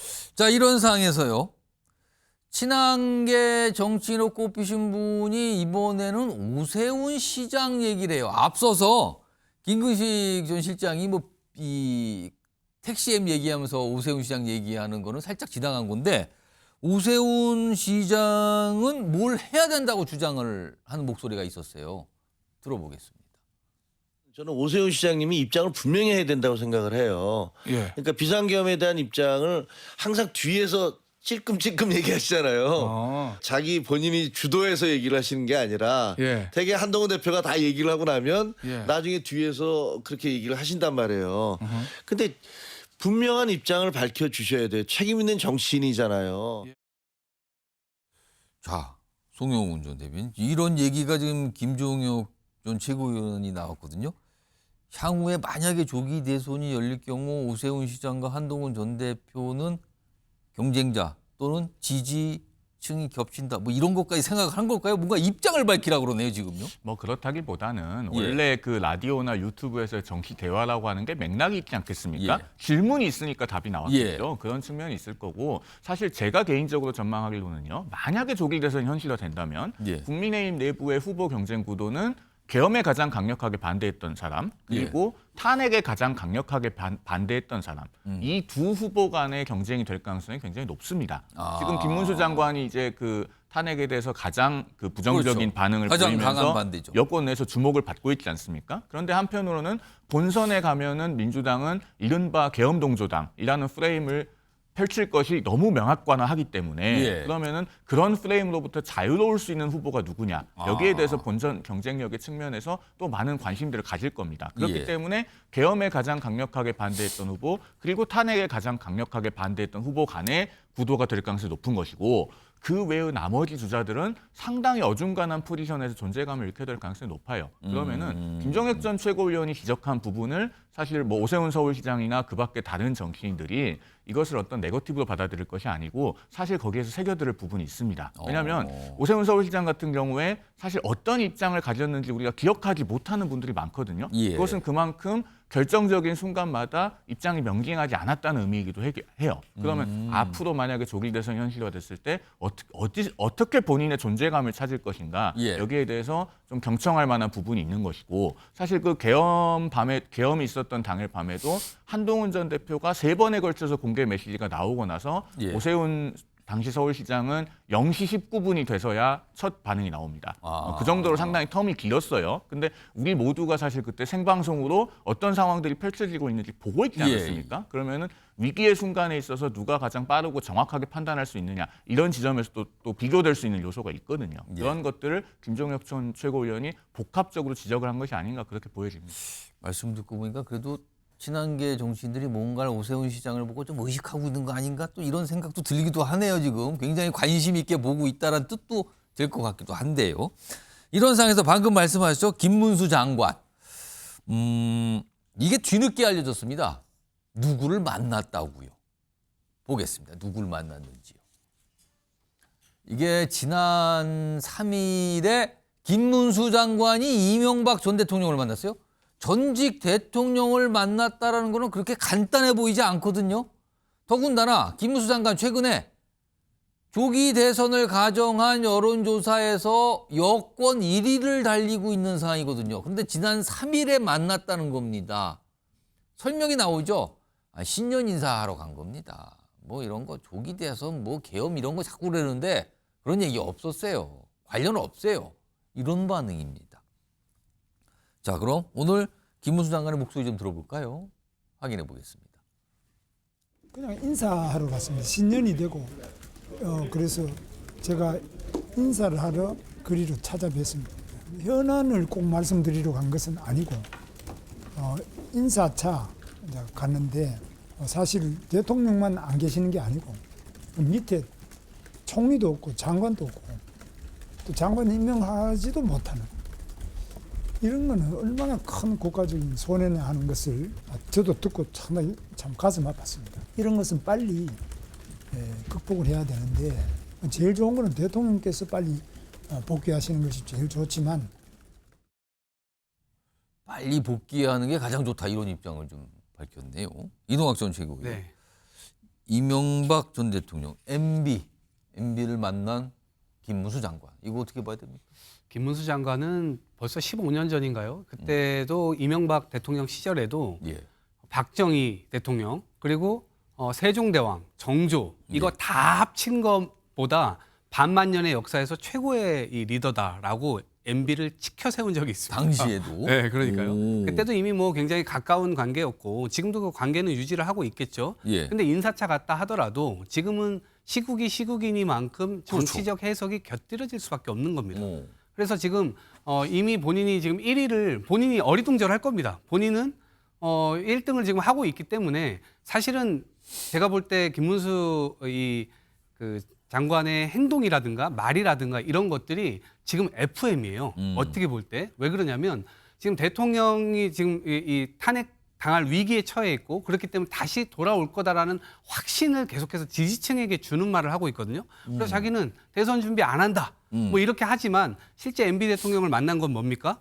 사실은 그 행보 속에 전 녹아져 들어있다. 아주 노련한 수가 그 안에 지금 숨어 들어가 있다라고 보고 메시지도 흔들림 없이 끊임없이 계엄이라든가 아니면 탄핵이라든가 일관되게 지금 가고 있고 그 지지층들을 향해서 윤석열 대통령이 돌아올 것이다라는 메시지만으로도 역설적이게도 이거는 조기 대선이 열린다면 가장 소구력 있는 지지층의 내용이 되지 않을까 싶습니다. 송영훈 전 대변인은 김문수 장관의 저 행보는 어떻게 좀 보십니까? 뭐 김문수 장관은 제가 앞서도 잠깐 말씀을 드렸습니다마는 탄핵에 가장 부정적인 입장에 있고 그렇기 때문에 조기 대선의 가능성을 공식적으로 인정할 수 없는 위치에 있어요. 그렇기 때문에 사실 대선의 디귿자도 꺼낼 수가 없습니다.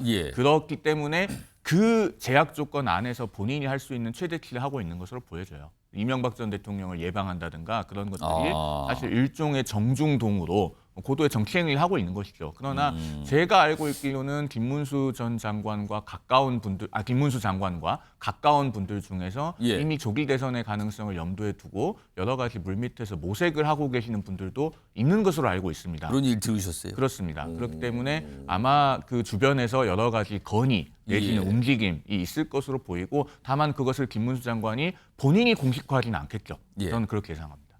알겠습니다. 일단 대통령 복귀가 가장 좋다라는 얘기를 꺼내놨는데 물밑에서는 과연 어떤 것인가? 송영훈 전 대변인은 물밑에서 지금 뭐 준비하는 거 이런 얘기를 좀 전해 들었단 말씀까지 해주셨네요. 다음 마지막 주제 키워드로 확인해 보겠습니다. 옥새 파동입니다. 옥새면은 이게 당 대표면 당 대표 직인을 말하는 건데 지금 허은하 개혁신당 전 대표가 사진으로 들어가 있네요. 화면 좀 볼까요? 지금 이런 일이 있었어요. 최근에 허은하 전 대표가 결국은 전 대표가 됐어요. 당원 소환 투표로 인해서 뭐 이게 이 직무에서 배제가 됐는데 그게 법원에도 호소했지만 법원에서 안 받아지면서 전 대표가 됐는데 여기 보시면 개혁신당에서 사용 중이던 당대표 직인을 개혁신당 당사로 반납해 주시길 요청드립니다. 그런데 반납 안 했어요. 지금까지 안 한 걸로 나와요. 그리고 당 계좌 비밀번호도 함구하고 있대요. 그럼 이게 돈과 관련된 건데 딱 막혀버리죠. 지금 허은하 전 대표 측은 적당한 때에 인수인계할 겁니다. 이렇게 반응을 보였는데 오늘 얘기 좀 들어보죠. 이준석의 정치 밑바닥은 어디입니까? 이번 무단 잠적 루머를 계기로 이준석 천하람의 민낯을 다시 한번 알게 됐습니다. 이들은 상대가 순순히 물러나면 부관 참시할 정치인들입니다. 저는 제가 예를 들어 저한테 국민의힘에서 당원 소환 투표로 뭐 90%의 당원들이 나가라 그랬으면 나갔겠죠. 이제 만약 92%의 당원이 저한테 야 너 안 되겠다 그랬으면은 제 성격상 제가 무슨 뭐 통장 들고 도망가고 이렇게 하겠습니까? 지금 이 상황이 굉장히 복잡하게 가는데 송영훈 전 대변인 지금 허은하 전 대표는 단순히 이게 당내 내부 갈등이 아니고 이거 비리 의혹이라고까지 주장을 하고 있네요. 그러니까 당의 어떤 공적인 정치 자금으로 특정 컨설턴트에게 뭐 비용을 지급한다든가 그런 의혹들이 지금 제기되고 있지 않습니까? 여기에 대해서는 이준석 의원이 맞다 아니다. 정확하게 사실관계에 대한 입장을 좀 밝힐 필요가 있다고 보여집니다. 그리고 오늘 허은하 전 대표가 이제 기자회견을 하는 걸 보니까 제가 봤을 때는 단단히 한을 품은 것 같아 보였어요. 그리고 과거에 또 이준석 의원과 충돌을 빚었던 여성 정치인들이 유독 많습니다. 과거에 그 조수진 수석 최고위원이라든가 또 배현진 최고위원이라든가 이번에 이제 허은하 전 대표가 그 리스트에 또 추가가 됐죠. 왜 이렇게 이준석 의원과 충돌을 빚는 정치인들이 이렇게 많은가? 뭐 윤석열 대통령뿐만 아니라 손학규 전 바른미래당 대표, 안철수 전 국민의당 대표, 또 가까이는 한 열흘 정도 개혁신당 빅텐트를 같이 했던 이낙연 전 총리 리스트가 점점 길어지고 있어요. 왜 그런지에 대해서 사실 이준석 의원 본인의 성찰이 필요하고 짧게만 덧붙이면 저는 천하람 대표 대행도 앞으로 긴장해야 될 걸로 봅니다. 천하 용인이 있었는데 거기서 벌써 김용태 의원 빠졌죠. 허은하 전 대표 빠졌죠. 천인 2명 남았어요. 다음 차례 누구겠습니까? 천하람 대표 대행도 깊은 생각이 필요한 때가 아닌가 싶습니다. 천하람 원내대표죠 지금. 약간 뭔가 경고 같은 걸 해주셨는데 오늘 천하람 원내대표가 허은하 전 대표를 향해서 약간 사과를 했어요. 상황에 대해서 뭔가 좀 정리를 하는 것 같거든요. 목소리 들어보시죠. 당내 어쨌든 분쟁 과정에서 정치적 동지 관계에서 있었던 일을 이야기한 것은 제 스스로도 옳지 않은 일이었다라는 생각을 합니다. 그 점에 한해서는 저는 허은하 전 대표께 죄송하다라는 사과의 말씀을 전하고 싶습니다. 허은하 전 대표하고 천하람 원내대표가 오늘 만난다 어쩐다 근데 아직까지 만났다는 얘기는 없어요. 이게 뭐 연기되고 미뤄지고 그랬다는데 이동학 전 최고위원 만약에 허은하 전 대표가 당대표 직인 반납 안 하고 당 계좌 비밀번호 안 알려주면 이거 어떻게 되는 겁니까? 아무것도 집행할 수가 없겠죠. 일단 계좌 동결 효과가 있을 겁니다. 네, 그렇기 때문에 그러면 또 법적으로 뭔가 이거를 다시 그렇죠. 빼앗는 그러면은 법적으로 이거를 뭐 또 그렇죠. 알려줘야 된다 또 이렇게 또 따질 거 아니에요. 그걸 또 법원으로부터 또 이끌어내야만 이걸 또 할 수가 있겠죠. 근데 예. 허은하 대표 입장에서는 지금 이준석 원래는 1기 대표지 않았습니까? 예. 허은하 대표가 들어오기 이전에 이준석 대표가 당을 이끌고 있었고 그때 당시에 돈 관련된 문제가 있었다는 겁니다. 그리고 실제 그거를 이준석 대표가 사무총장을 다른 사람 외부인으로 할 경우에 그러한 것이 문제가 될 수 있다라고까지 이야기를 했다고 합니다. 그러니까 허은하 대표 입장에서는 자기가 들어오기 이전의 돈 관계와 그다음에 자기가 들어와서도 사무총장을 임명할 수 없었고 이준석 대표의 이 인물이었던 그 사무총장을 임명할 수밖에 없었고 그러다 예. 보니까 자기가 실제적으로 돈에 대한 어떤 이런 것들을 내밀 있게 보질 못했다는 겁니다. 그 과정에서 당 공보물이라든가 아니면 정책 비용이라든가 여러 가지 이 돈에 관한 문제가 있는 것으로 보여지고 그것은 일정 부분 비밀번호를 알려줘서 저쪽으로 통장이 넘어가는 순간 예. 무언가 이쪽에서 또 뭔가 조치를 따로 취하는 거 아니야? 그래서 이것은 비리이기 때문에 예. 분명히 법적 처벌을 받아야 된다는 생각을 갖고 지금 고소고발을 진행한 것으로 알고 있거든요. 그래서 아마 주는 것은 쉽지 않아 보입니다. 그러니까 국회의원 세석의 군소정당이지만 굉장히 복잡한 갈등 상황 오늘까지 좀 비춰지고 있습니다. 자, MBN 뉴스 와이드 오늘은 여기서 마무리하겠습니다. 시청해 주신 여러분 고맙습니다.